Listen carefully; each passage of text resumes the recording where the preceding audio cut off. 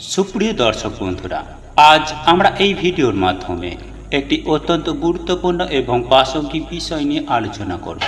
আর তা হলো যে মানুষ রাতে ঘুমানোর আগে এটা বলে ঘুমাবে সেই খুব ভাগ্যশালী হয়ে যাবে। হ্যাঁ বন্ধুরা, আপনারা একেবারে ঠিকই শুনেছেন, সেই মানুষ ঈশ্বরের কৃপা পাবেন। বন্ধুরা, আজকের এই দিন একটি বিশেষ দিনের মধ্যে অন্যতম। এই দিনে বহু দুর্ভাগ্য সৌভাগ্যে পরিণত হয়, কারণ বন্ধুরা এই বিশেষ দিনে বহু দেবদেবী এই ধরাধামে আবির্ভাব হয়। তাই বন্ধুরা, যদি আপনাদের মনের বাসনা এইভাবে ঈশ্বরকে জানাতে পারেন, তাহলে ঈশ্বরের কৃপায় তা অতি অবশ্যই পূরণ হবে। কারণ কিছু কিছু কর্ম বন্ধুরা আমাদের বন্ধ ভাগ্যকে খুলে দেয়। তাই প্রতিদিন রাতে ঘুমানোর আগে অতি অবশ্যই এই কার্যটি করতে একদমই ভুলবেন না। তাই এই প্রসঙ্গে বিস্তারিত জানার আগে আপনাদের বলে রাখি, আপনি যদি আমাদের চ্যানেলে নতুন হয়ে থাকেন তাহলে চ্যানেলটি অবশ্যই সাবস্ক্রাইব করুন এবং পাশে থাকা নোটিফিকেশন বেল আইকনটি ক্লিক করুন। কারণ আমি বিভিন্ন প্রকার তন্ত্রমন্ত্র, বশীকরণ, টোটকা, বাস্তু টিপস, জ্যোতিষশাস্ত্র, পুজো আরাধনা এবং ব্ল্যাক ম্যাজিক করা নিয়ে নিত্য নতুন ভিডিও আপলোড করে থাকি, যা প্রয়োগ করার মাধ্যমে আপনার জীবনে থাকা সকল প্রকার সমস্যার সমাধান করতে পারবেন। চলুন এইবার মূল আলোচনায় প্রবেশ করা যাক।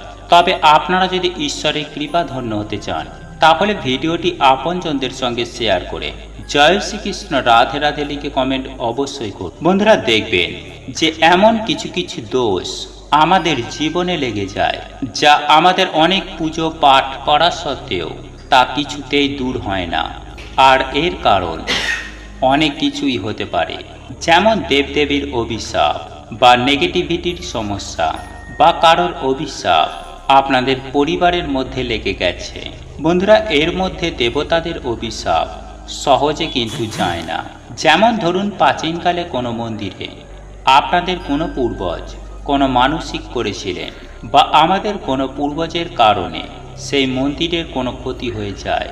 আর এই কর্মের ফল বন্ধুরা আমাদের পুরো পরিবারকেই তো ভোগ করতে হতে পারে। যেমন দেখবেন কোনো পরিবারে কোনো উন্নতি হয় না, পরিবারের ছাড়াছাড়ি, সারাদিন বাড়ির মধ্যে ঝগড়াঝাটি, অশান্তি, কলহ লেগেই আছে। আবার কোনো কোনো বাড়িতে সন্তান হয় না, বিয়ে হয় না, মনে হয় বাড়িতে যেন কোনো পানিই নেই। এর মানে বন্ধুরা দেবতাদের কৃপা আপনাদের পরিবারের ওপরে নেই। পরিবারে অকাল মৃত্যু, আপনারা যাতেই হাত দেন তাতেই লস। তাই তো বলি বন্ধুরা, যদি আপনারা এমন কিছু কিছু জিনিস ভোগ করে থাকেন, তাহলে অবশ্যই আপনাদের এর থেকে বেরিয়ে আসার জন্য কিছু উপাচার করা দরকার। কারণ বন্ধুরা মানুষ এই ভৌতিক জিনিসকেই দেখতে পায়, এর পেছনে কি কারণ রয়েছে মানুষ অনুমানও করতে পারে না। তাই প্রাচীনকালে গুরুই আমাদের মার্গদর্শন করাতেন, কিন্তু বর্তমানে বেশিরভাগ মানুষের জীবনে কোনো গুরু নেই। ফলে ধীরে ধীরে সমস্যায় জড়িয়ে তার জীবন নরক হয়ে ওঠে। হ্যাঁ বন্ধুরা, নরক যন্ত্রণার সমান হয়ে ওঠে। তাই বন্ধুরা, আজ আমি আমার এই ভিডিওর মাধ্যমে আপনাদের সকলকেই জানিয়ে দেব যে কিভাবে আপনি ঈশ্বরের কৃপা পেয়ে এই সমস্ত সমস্যা থেকে সুনিশ্চিতভাবে চিরতরের জন্য বাইরে বেরিয়ে আসবেন। বন্ধুরা, যেহেতু আমাদের জীবনে কোনো কর্মদোষ লেগেছে, তাই ভক্তির সাথে আমাদের কিছু কর্ম অবশ্যই করা দরকার, যেমন দান ধর্ম। বন্ধুরা, আমাদের শাস্ত্রে এই দানকে খুবই গুরুত্বপূর্ণ বলে মনে করা হয়েছে। কারণ বন্ধুরা এই কাজ করার মাধ্যমে আপনি তাদের আশীর্বাদ প্রাপ্ত করেন। ফলে জীবন থেকে অনেক প্রকার দোষ, অভিশাপ, বাধা বিপত্তি কেটে নাশ হয়ে যায়। যেমন পশু পাখিকে অন্ন দান করা, কোনো গরিব দুঃখী দুস্থ মানুষদের বিভিন্নভাবে সাহায্য করা, সেটা পয়সার দিক থেকেই হোক বা বিদ্যার দিক থেকে। এর ফলে কি হবে বন্ধুরা, আপনারা তাদের আশীর্বাদ পেয়ে আপনার বিকর্মের নাশ হবে। ফলে আপনারা ঈশ্বরের কৃপা প্রাপ্ত করবেন। এরপর দ্বিতীয় যে বিষয়টির কথা বলবো তা হলো সেবা।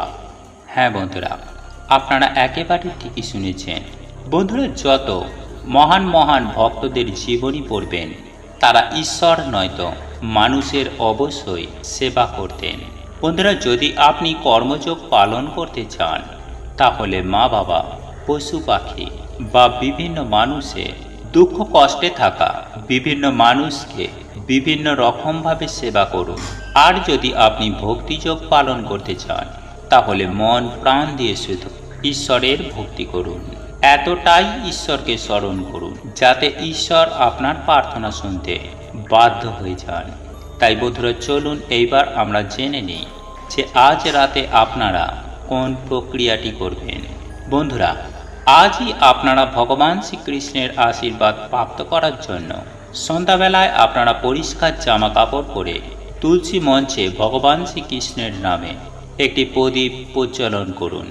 তারপর আপনারা আপনাদের বাড়িতে যেমনভাবে সন্ধ্যার প্রদীপ দেখান ঠিক তেমনই সন্ধ্যা দেবেন।